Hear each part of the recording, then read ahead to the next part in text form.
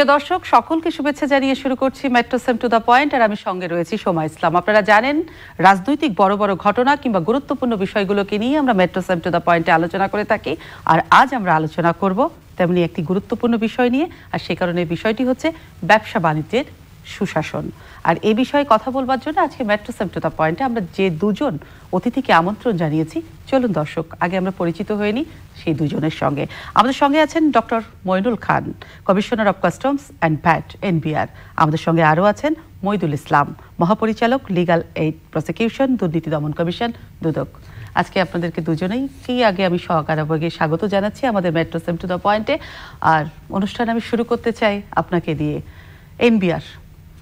NBR নিয়ে মানুষের কিন্তু নানান ধরনের বিতর্ক আছে, অভিযোগের জায়গা আছে, সবকিছুকে ছাপিয়ে আপনারা কাজ করছেন। বর্তমান সরকার কিন্তু বলছে যে দুর্নীতির বিরুদ্ধে জিরো টলারেন্স। সেই জিরো টলারেন্সের সাথে শুধু কি প্রধানমন্ত্রী জিরো টলারেন্স চাইছে, নাকি সেই সঙ্গে সঙ্গতি রেখে এনবিআরও কাজ করছে? সেই কাজের ধরনগুলো কি? ধন্যবাদ আপনার চমৎকার একটা প্রশ্নের জন্য। আসলে এনবিআর যে সম্পর্কিত জায়গাটা সুশাসনের সাথে সেটি আসলে আমরা যদি দেখি যে ট্যাক্স কালেকশনের যে বিষয়টা, সেটি যদি ট্রান্সপারেন্ট হয় এবং অ্যাকাউন্টেবল হয় এবং সঠিক পরিমাণে যদি রাজস্বটা আদায় করা যায়, তাহলে আমরা বলবো যে এখানে সুশাসন প্রতিষ্ঠিত হয়েছে। একই সঙ্গে যদি সবার প্রতি সমান ট্রিটমেন্টটা যদি দেওয়া যায়, বিশেষ করে যারা স্মাগলার, যারা কর ফাঁকির সাথে জড়িত, তাদেরকে যদি অনবোর্ড করা যায়, তাদের কাছ থেকে যদি সঠিক পরিমাণে রাজস্বটা আদায় করা যায় এবং কেউ যদি ইচ্ছাকৃতভাবে এবং কন্টিনিউয়াসলি যদি রাজস্ব ফাঁকির সাথে জড়িত হয়, তাদেরকে যদি তাদের বিরুদ্ধে আইনে বর্ণিত ব্যবস্থা যদি নেওয়া যায়, তাহলে কিন্তু আমরা সুশাসন বলতে পারি। এই বিষয়টাতে নেওয়া যায়, তার মানে নেওয়া যায় না কেন? আমি তত্ত্বটা বলছি, কিন্তু প্র্যাকটিসটা হচ্ছে যে এনবিআর কিন্তু সক্ষম এবং ওভার দি ইয়ার্স তারা সেই সক্ষমতা দেখিয়েছে।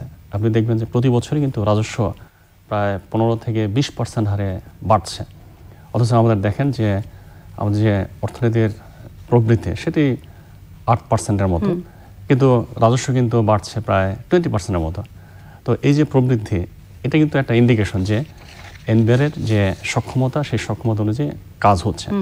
এবং একই সঙ্গে আপনি দেখবেন যে কিছু কিছু বড় বড় দুর্নীতিবাজ, কর ফাঁকি দেওয়া বিভিন্ন কতিপয় ব্যবসায়ী অথবা কতিপয় কর ফাঁকি ব্যক্তি যারা আছেন, তাদের বিরুদ্ধে কিন্তু দৃশ্যমান ব্যবস্থা নেওয়া হচ্ছে।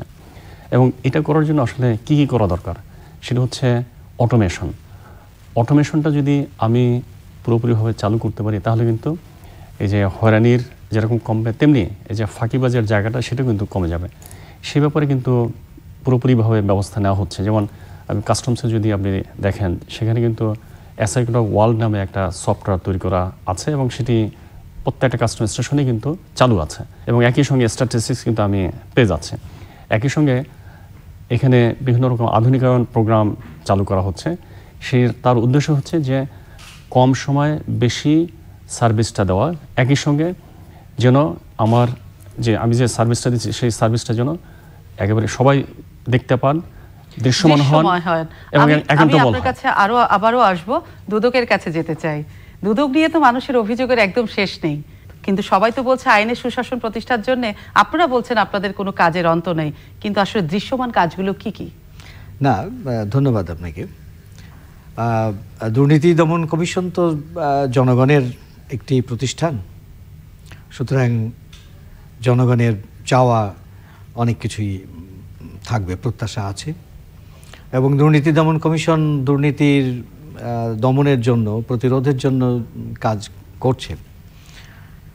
সেই কাজে কিছু ক্ষেত্রে যেটি বলছেন রাঘব বোয়াল, সেই ধরনের বড় বড় যে সমস্ত দুর্নীতির ঘটনা, সেইগুলোতেও আমাদের দুর্নীতি দমন কমিশন কাজ করেছে, যেগুলোতে মামলা মোকদ্দমা এইগুলো হয়।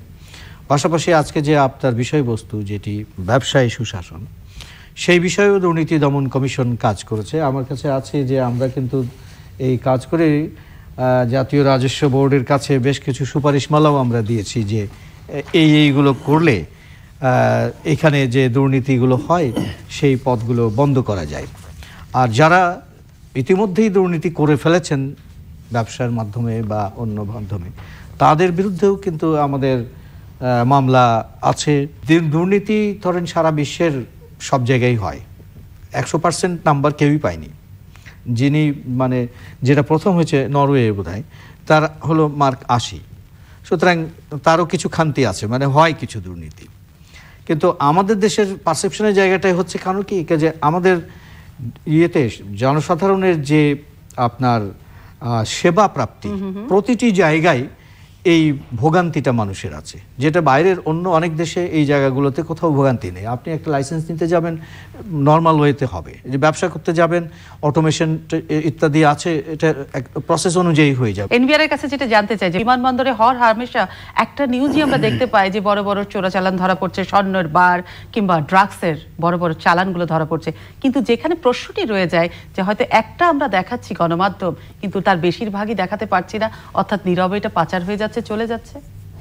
হ্যাঁ, এটা আসলে একটা কমন একটা অভিযোগ, কিন্তু এই অভিযোগের সর্বতভাবে যে সত্যতা আছে তা নয়। কিন্তু আমি দীর্ঘদিন ধরে শুল্ক গোয়েন্দার মহাপরিচালক হিসেবে কাজ করেছি, আমি দেখেছি, গভীরভাবে আমরা অনুসন্ধান করেছি যে অধিকাংশ চালানই কিন্তু ধরা পড়ছে এবং যে সেগুলো কিন্তু মিডিয়াতে আসছে। এখন পারসেপশন যেটা আছে যে অধিকাংশ চালান হয়তো বের হয়ে আসছে, অল্প চালান ধরা পড়ছে, কিন্তু অধিকাংশ চালান যে বের হয়ে যাচ্ছে এর প্রমাণটা কি, সেটার কোনো আমরা তথ্যভিত্তিক কোনো আমরা ইন্ডিকেশন নাই, হয়তো একটা পারসেপশন। কিন্তু তারপরও আমি বলছি যে যেহেতু এয়ারপোর্টগুলোতে, ইভেন পোর্টগুলোতে, এখানে কিন্তু গ্রিন চ্যানেল, ইয়েলো চ্যানেল এবং এখানে রেড চ্যানেলের একটা বিষয় আছে। তার মানে হচ্ছে যে আমরা অধিকাংশ প্যাসেঞ্জার বা ইম্পোর্টারকে আমরা কিন্তু ফেসিলিটেট করছি। একজনকে শাস্তি দেওয়ার জন্য 10 জনকে আমি কষ্ট দিতে পারবো না, এই কনসেপ্টে কিন্তু সারা বিশ্বের কাস্টমস এটা প্র্যাকটিস করে থাকে। তো বাংলাদেশে কিন্তু এই কনসেপ্টটা নিয়ে আসা হয়েছে। আপনি দেখবেন যে আপনি হয়তো কোনো কারণে বিদেশে গিয়েছেন, হয়তো কোনো জেনুইন কারণে আপনি আসছেন, আপনি যদি দীর্ঘ লাইনে যদি আপনি থাকেন, আপনার ব্যাগেজ যদি তল্লাশি হয় এবং সেখানে যদি সময় ক্ষেপণ হয়, তখন আপনি নিজেও হয়তো এটা ভালো ফিল করবেন না। এই জন্য আসলে দেখা যাচ্ছে যে যিনি স্মাগলার তাকেই কিন্তু আমরা শনাক্ত করি, কিন্তু ওই যে ফ্যাসিলিটেশনের নামে হয়তো কেউ বের হয়ে যেতে পারে, বাট সেটারও কিন্তু বিহিত আছে এবং সেই আইন প্রয়োগের জায়গাটা কিন্তু আরো কথা শোনাবো, বিরতিতে যেতে হবে। প্রিয় দর্শক, আমাদের সঙ্গেই থাকুন, নিয়ে নিচ্ছি ছোট্ট করে একটা metro same to the point বিরতি। দর্শক, আরো একবার শুভেচ্ছা জানাচ্ছি মেট্রো সেম টু দ্য পয়েন্টে। আমরা ফিরে আসলাম আলোচনাতে। আমি এখন দুদকের কাছে যেতে চাইবো। দুদক একটা মানুষের কাছে আতঙ্কের নাম। আতঙ্কটা বলছি এই কারণে যে মানুষ মনেই করে রাখে যে রাজনৈতিক উদ্দেশ্য সাধনে দুদককে ব্যবহার করা হয়। এটার আপনি যুক্তিটা খণ্ডন করবেন আজ? না, প্রথম কথা হচ্ছে যে আতঙ্ক যেটি বললেন সেটি হচ্ছে আতঙ্ক কার হবে, যিনি দুর্নীতিবাজ তার জন্য আতঙ্ক। তো সেইটা যদি হয় তাহলে তো আমি বলবো যে সেটি আমার তাই থাকার কথা। আরেকটি হলো যে দুর্নীতি কারা করেন, তার পক্ষেই করা সম্ভব যার হাতে ক্ষমতা আছে, সেটি রাজনৈতিকভাবে ক্ষমতা বা সামাজিকভাবে ক্ষমতা। তো আজকাল যেটি দাঁড়িয়েছে সেটি হচ্ছে যে প্রথমে যেমন ব্যবসার কথা বলছিলেন, তো ব্যবসার নানান রকম আছে না, কেউ চোরাচালানের ব্যবসা করছেন, কেউ মাদকের ব্যবসা করছেন, এগুলো করে প্রচুর বিত্ত করছেন এবং এটার পরে তখন তার আকাঙ্ক্ষা হচ্ছে একটু রাজনৈতিক ক্ষমতায় যাওয়ার। তো রাজনৈতিক ক্ষমতায় যান, তারপরে সেখানে গিয়ে আরও কিছু দুর্নীতি করেন। তো সুতরাং দেখা যায় যে যারা দুর্নীতির সাথে জড়িত তাদের আবার একটু রাজনীতির সাথেও জড়িত থাকে। তো এখন আমি ধরছি দুর্নীতি, আপনি হয়তোবা দেখছেন যে সেই ব্যক্তিটির একটি রাজনৈতিক রং আছে, সেই জন্যে হয়তোবা বলবেন যে রাজনৈতিক ইয়েদেরকে দুর্নীতি দমন কমিশন করে। আসলে ব্যাপারটি সেইটি নয়। এখানে কে কোন রাজনীতি করেন সেটি আমার বিবেচ্য বিষয় নয় এবং সেভাবে কাজ করার উপায়ও নেই। আইনগতভাবে যেটি আছে সেটি আমাকে ফ্যাক্টস এবং ফিগার দিয়ে আমাকে করতে হয় এবং আমরা কিন্তু সেইভাবেই করছি। এইটাই মানুষের এক ধরনের হয়তো ভুল তথ্যের কারণে বা ভুল বুঝবার কারণে এই একটা ধারণা। কিন্তু এনবিআর এর কাছে যেতে চাই, যেটি আলোচনা একটু আমি থামিয়েছিলাম, যে স্বর্ণ চোরাচালানের বড় একটা আপনি দিয়েছেন, সংখ্যা দিয়েছেন যে এত হাজার কোটি টাকার স্বর্ণ ধরা পড়েছে। আমি যেটি জানতে চাই যে এই যে এত হাজার কোটি টাকার সংখ্যাটা, তার মানে কি বাংলাদেশের এয়ারপোর্টকে, বাংলাদেশকে কি স্বর্ণ চোরাচালানিরা একটা সেফ জোন রুট হিসাবে ব্যবহার করে কিনা? সেটা বন্ধের উপায় কি? হ্যাঁ, তারা হয়তো এটাকে চেষ্টা করছে এটাকে সেফ জোন হিসেবে, কিন্তু কাস্টমস কর্তৃপক্ষ এবং অন্যান্য এজেন্সি যারা কাজ করছে তারা কিন্তু এটাকে হতে দিচ্ছে না বলেই কিন্তু মনকে মন স্বর্ণ কিন্তু উদ্ধার হচ্ছে। শুধু স্বর্ণ কেন, এই স্মাগলিং সংক্রান্ত অন্যান্য যেসব পণ্য আছে সেগুলো কিন্তু সেগুলো রুখে দিচ্ছে। আপনি জানেন যে এখানে কোকেনের বড় একটা চালান চট্টগ্রামে এসেছিল, সেটি হয়তো বাংলাদেশের জন্য আনা হয়নি, এটা অন্য দেশে এটা পাচার করার জন্য আনা হয়েছিল। সেই সব পণ্য কিন্তু অভিনব কায়দা কিন্তু আনা হয়েছিল, তেলের ভিতরে মিক্স করে আনা হয়েছে, সেটা কিন্তু রুখে দিয়েছে। শুধু কোকেন কেন, অন্যান্য যেসব নিত্য নৈমিত্তিক যেসব পণ্য আছে সেগুলোও কিন্তু ট্যাক্স ফাঁকি দিয়ে অথবা বিবিধ পন্থায় বাংলাদেশে প্রবেশ করার একটা অপচেষ্টা আছে, সেগুলো কিন্তু রুখে দিচ্ছে। সুতরাং সার্বিক অর্থে কাস্টমস কর্তৃপক্ষ কিন্তু সজাগ আছে যাতে এখানে আনফেয়ার মিন্সের মাধ্যমে কেউ অথবা অন্য কোনোভাবে অবৈধ পন্থায় কেউ যেন বাংলাদেশে কোনো পণ্য প্রবেশ করাতে না পারে।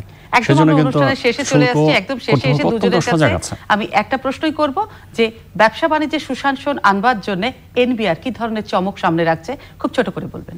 একটা হচ্ছে যে আমাদের আইন কানুনের যেসব পরিবর্তনগুলো অবশ্যম্ভাবী সেগুলো কিন্তু সামনে নিয়ে আসছে। আপনি জানেন যে ট্যাক্স আইন নতুন হচ্ছে, কাস্টমস আইন নতুন হচ্ছে, ইভেন আপনি জানেন যে ভ্যাটের আইন যেটা 2012 সালে যেটা প্রণয়ন করা হয়েছিল সেটিরও কিন্তু পরিবর্তন আসছে। সুতরাং এই পরিবর্তনগুলো কিন্তু খুব এসেনশিয়াল এবং সমাজের এবং ব্যবসায়ীদের যে ফ্যাসিলিটেশনের যে দাবি দেওয়া আছে সেটাকে সামনে রেখে কিন্তু এটা করা হচ্ছে। এটি আরেকটা বিষয় হচ্ছে যে বিভিন্ন আধুনিকায়ন প্রোগ্রাম কিন্তু চালু করা হচ্ছে। তার অন্যতম বৈশিষ্ট্য হচ্ছে যে নন ইন্ট্রুসিভ ইনস্ট্রুমেন্টস এবং একই সঙ্গে অটোমেশন, এই দুটাকে সামনে যদি আনা যায় তাহলে কিন্তু আমাদের সুশাসনটা আমরা আরও দৃশ্যমান হবে এবং আরও দৃশ্যমানভাবে আমরা দেখতে পাবো, এবং একই সঙ্গে ব্যবসায়ীদের কিন্তু এনবিআর তাদের প্রত্যাশা অনুযায়ী উন্নত সেবা প্রদান করতে সক্ষম হবে। দুর্নীতি বন্ধে আপনাদের চমক আগামীতে কি থাকছে? না, ওই ধরনের কোনো তাৎক্ষণিক চমক করবার নাকি ওই ধরনের কোনো দুর্নীতিবাজ এই মুহূর্তে দেশে নেই? না, ওই ধরনের চমক নয়। আমরা একেবারে সুনির্দিষ্ট তথ্য উপাত্তের ভিত্তিতেই আমরা কাজ করব এবং করছি। যেটি এখন দরকার সেটি হচ্ছে যে আমার মামলা বা অনুসন্ধান বা তদন্ত এইগুলো কোথায় কি অবস্থায় আছে সেইগুলো করবার জন্য আপনার ডিজিটালাইজড যে সুবিধাগুলো নেওয়ার দরকার সেইগুলোর ব্যাপারে আমাদের কমিশনে কাজ চলছে। এগুলো হয়তো দ্রুত হয়ে যাবে, তাতে করে আমি মামলা কোথায় কি অবস্থায় আছে এইটা ট্রেস করতে পারলে সেইটার একটা গতি বাড়বে। আরেকটা হলো যে ইতিমধ্যেই দুর্নীতি দমন কমিশনের প্রায় 1000-এর উপরে নতুন জনবল বৃদ্ধি করা হয়েছে। এগুলো আমরা দ্রুত নিয়োগ দিতে পারবো, তাতে করে আমার যে কাজ সেই সাথে পাশাপাশি বলা যায় যে মানুষের সংখ্যা, জনবলের সংখ্যাও কাছাকাছি হয়ে আসবে। অসংখ্য ধন্যবাদ দুজনকেই মেট্রো সেম টু দ্য পয়েন্টে আসবার জন্য। প্রিয় দর্শক, অনুষ্ঠান শেষ করতে হবে, শুধু যাবার আগে এটুকুই বলতে চাই, একটি দেশকে এগিয়ে নেওয়ার জন্য বিকল্প নেই অর্থনীতিকে চাঙ্গা করা ছাড়া এবং সেই সাথে সুশাসন এবং দুর্নীতি বন্ধ করা ছাড়া। প্রত্যেকটা সেক্টরে এসব বন্ধ হবে এবং দেশ এগিয়ে যাবে, এই প্রত্যাশা রেখেই আমি সোমা ইসলাম আজকের মতো বিদায় নিচ্ছি। সকলকে শুভরাত্রি।